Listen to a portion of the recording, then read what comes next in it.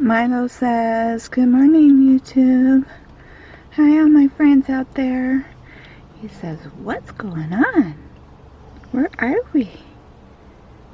I don't see all the trees behind me and all the birds chirping and people walking past at the campground. What happened? Where are we? But he says, as long as I'm with you, my life is good. Alright, I'll share my adventures of my training.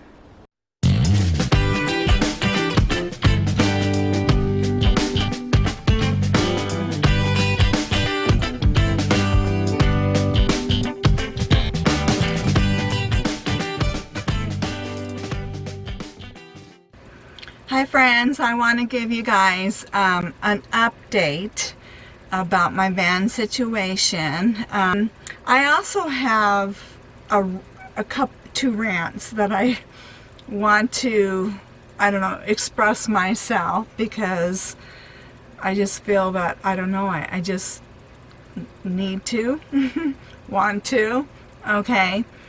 And one of the things is, in my recommendation on YouTube, there is a commentator's channel or critic, whatever you want to define him. Well, his channel came up in the recommendation. Now, he was very kind in his comments and critics about my situation and what happened to me. Or I would have never even known that that was even out there, right? And so, of course, curiosity, and I'm okay, I've got thick skin because I know who I am, and that's the most important thing. I can have my head up high, I know the person I am, and so that's one thing that I want to say, but it just still blows me away of the mentality of so many people out there on YouTube, okay? The ones that sit somewhere at home behind their computer or phone, wherever they're commenting from, and just like to just think of the worst of people. It just blows me away before they even take the time of day to get to know somebody or me. They always want to think the worst. Why? Can anybody tell me why the people in our country have become this way in our generation? Why? It just blows me away. I mean, maybe I was just raised differently and it just is a shocker to me. I don't know. But, yeah, they were thinking I release the video about my van to get money. And if they ever watched my channel, ever, they would have seen that I have never once asked for a penny. In fact, people have tried to help me, and I have denied it every time. I have not given out my address for anybody, okay? I have no P.O. box out there for anybody. I said a few people I would give it to them that have been on my channel for a while, and I know them, and they wanted to communicate with me a certain way or send a card or something.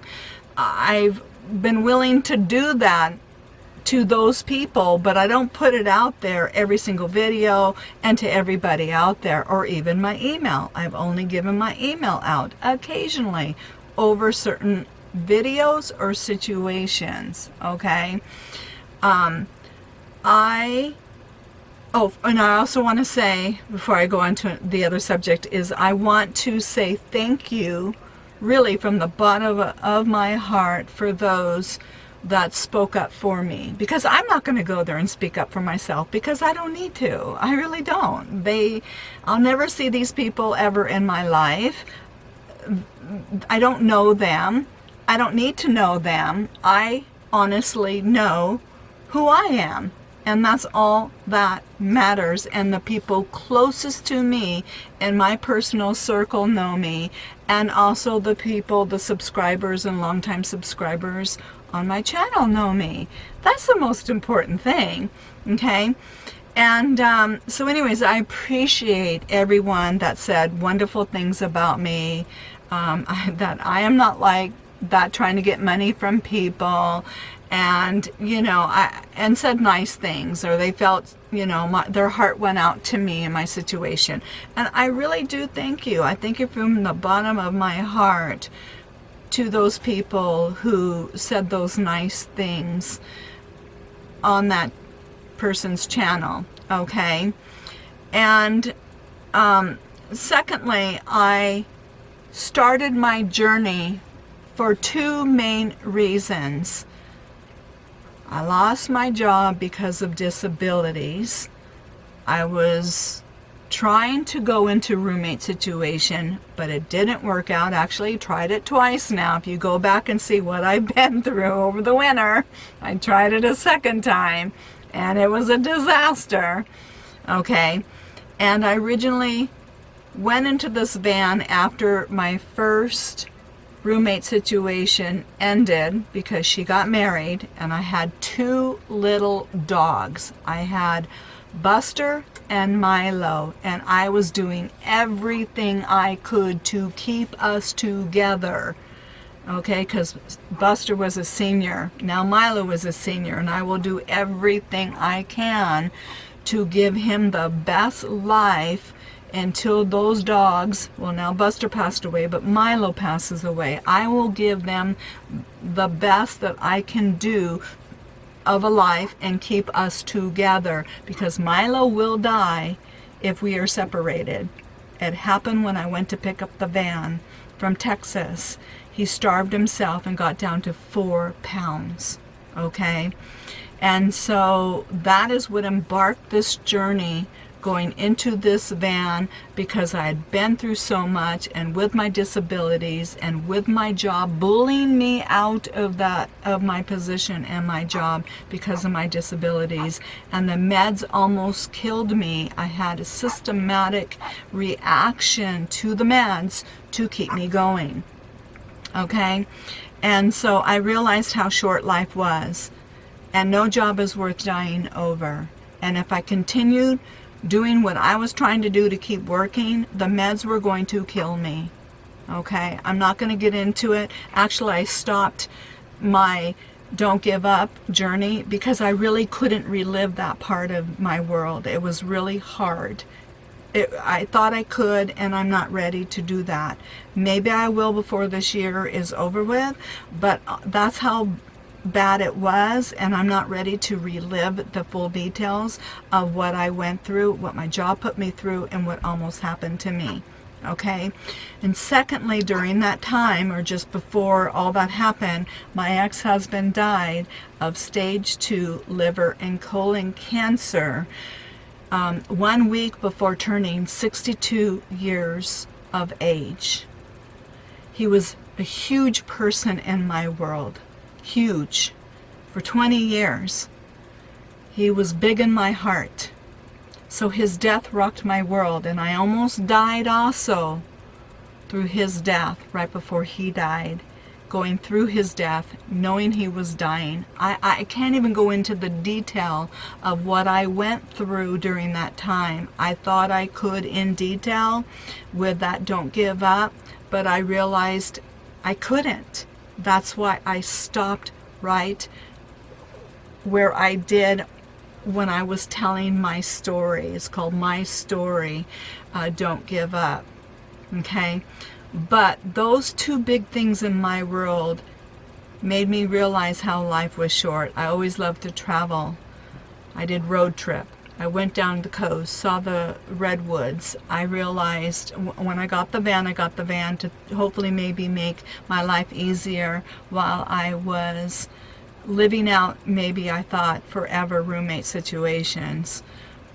But I couldn't do it. I thought, why not travel? I mean, my body almost took that away from me, to the ability to travel. Well, I got it back because of this van I call Serenity. Okay, so I embarked on the journey, went to the coast, saw the redwoods, got my solar on my van, did my journey to the desert. And I've been sharing my journey because friends, YouTube friends that knew me said, Irene, you have a story to tell, you know, and all I've been doing is sharing my journey, and that is it, to be an encouragement for people with disabilities. I've never asked for a penny through my journey, and I never will. It's just to share my journey. It also helps me to give me strength. You guys give me strength to keep going and living through my disabilities and embarking on my journey. And the more I got to see places that my body took away from me to be able to see, and I got it back, it gave me the encouragement and the strength, and with everybody's kind words, to continue to travel. And I embarked on the journey of a lifetime. Okay, so that is what I want to share for those that might be new, or to any critic who might be over on my, peeking in the background there. That is me. And there are a few out there that have channels that might take advantage of people out there through their channel. But if you really open up your eyes and you look around, there are so many people out there that travel and have channels and share their journey. You will see that majority out there are very good, kind, loving, caring people. But you stereotype just a few people out there, and you think because there's a few bad apples out there, that the whole bunch is like that. And it's sad because, I'm not one of them, okay? And in fact, I don't know why, but I hope someone can also tell me, why is it that van people get picked on the most for traveling, okay? But yet I follow people that hike the Appalachian Trail or any of the Pacific Trail and the Continental Divide. I love to watch those people. And they're on there for like 6 months, spending half of a year hiking every day of their life. And that's okay. Okay? I watch people that bike. Instead of being in a vehicle, they are doing trail after trail after trail, and that's what they do, filming their journey and doing it on YouTube. And it's okay. They don't get the hate that the van people get. But I love watching them because those are things that I cannot do. I can't do that. But yet I can see those places that I personally cannot see through their eyes.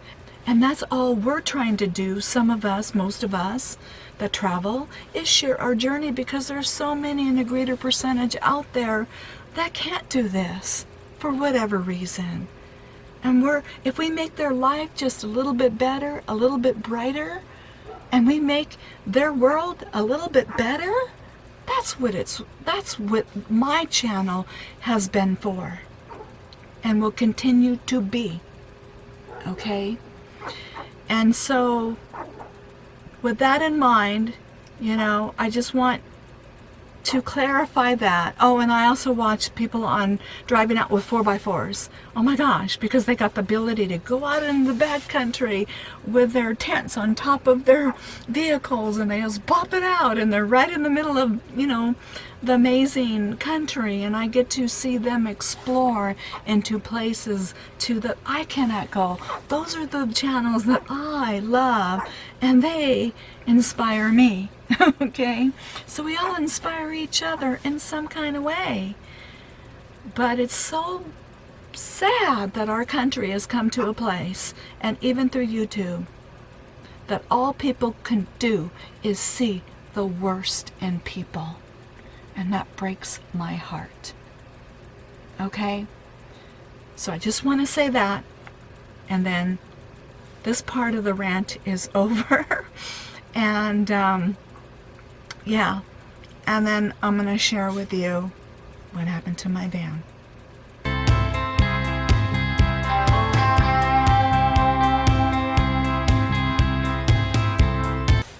Alright, so now the next part, and I hope this fan hasn't been bothering you, but it's the best place that, again, I could go and have good lighting and be able to film. So that's why you might hear a little bit of humming from a fan in the background. So I apologize for that, but it is warm. It has been warming up. Alright, so the next part of my back to my journey and a little bit of a rant there is when I was in the left turn lane. I was about 3 cars back or so, and the light had turned green and I couldn't go, right? I mean, nothing. It wouldn't move. And I had a line of cars behind me. And one thing I notice, again, that people do is they park so freaking close behind one another. Is that my fault? So you know that they don't give enough space between the car in front of them. So when I couldn't go, I'm sure some of them got sandwiched and got in between until the other person can go, or the next one, or could back out and go and then work their way out. So there's a lot of honks going on, and I don't know, maybe some is at me, maybe it's some at the car in front of them. I really don't know what all the honking was about, but I kept thinking, well, don't I have my flashers on? Because eventually when that line got out and got around me, then another line formed and repeated the same process about 3 times, where there's honking and there's stuff going on, and I'm thinking, well, gosh, can't they see my flashers? You know, what is going on? And the people, I guess the only thing next I could think is that they just, you know, they seem so close to each other that maybe a few got pinned in. Is that my fault? People, when you travel and you stop at lights and you're moving and traveling, stay the proper distance away from the car in front of you. And just because there's a red light doesn't mean that you have to be 6 inches away from the car in front of you. You know, give yourself some room, okay?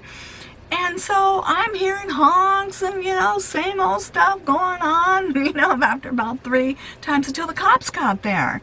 And finally the cop was out my door there, and I'm asking him, and because they finally got behind me with their lights on, and one of the first things I said to him, do you see my flashers on? Are my flashers working? Because I told him what was happening. He said, well, maybe it's the sun is you know, kind of a little further back, you know, back behind your van. Maybe it might be a little hard for some people to see.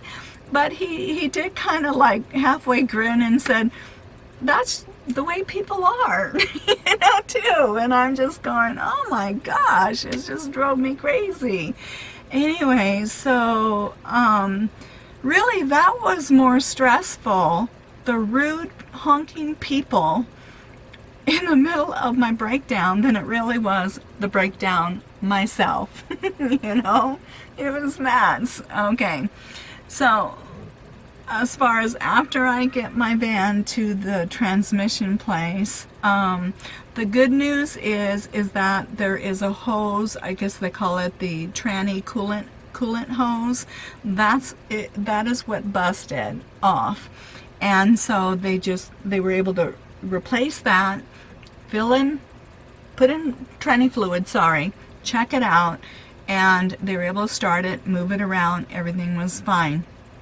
Now, that was good news, and I went ahead and still paid the money to go ahead and have a full service done to my transmission and also to my differential, okay, because I don't know if that had ever been done.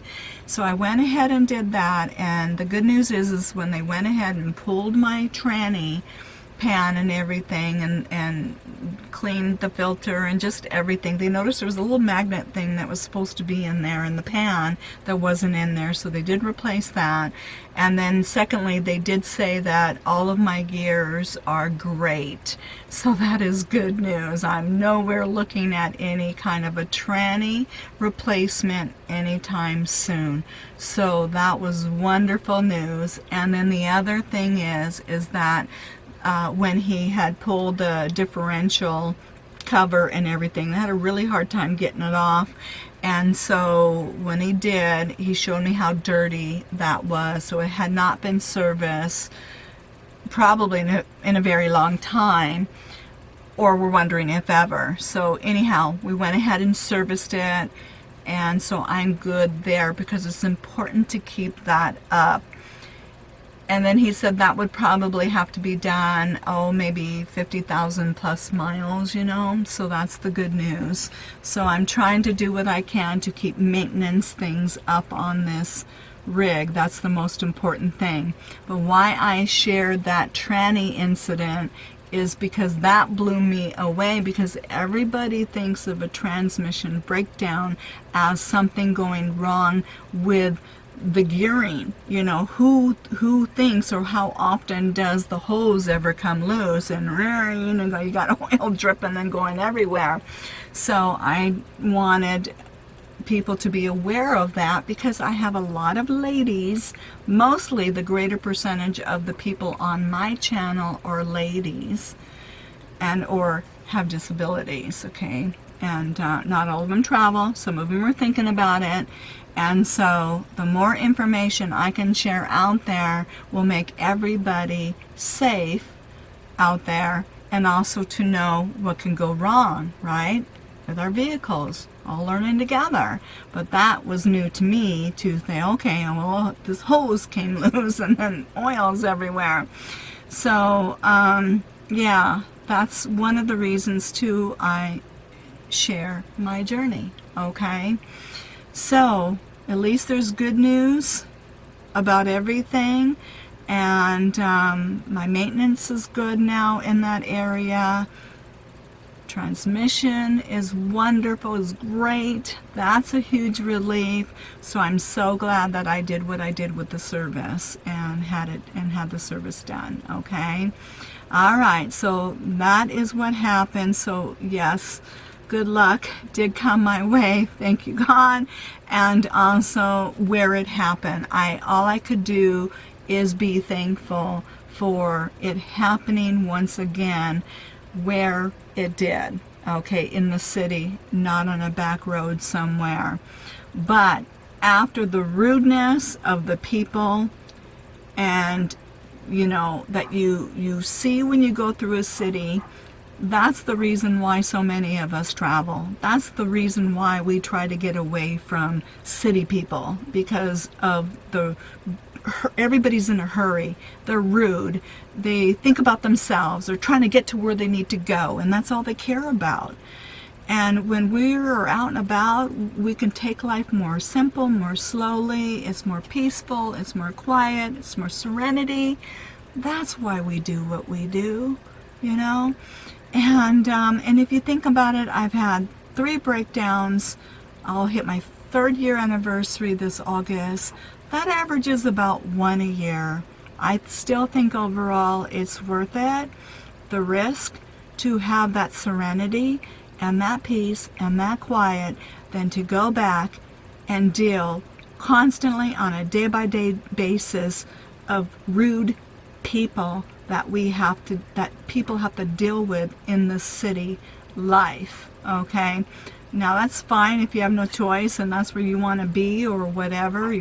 Everybody makes the best of their situation wherever it is. But if you have a choice, and I have a choice, I choose to take my risk out there than I do in the city and dealing with everything that goes on with the city life, okay?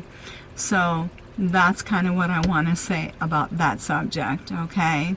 Everybody has to follow their own heart. I hope you follow your heart. And thank you once again for following my channel and for being there and for your comments. It really means everything to me, and for those that truly love and care about me and my journey. And I guess that's all I want to say. All right, so love you all. See you in the next video.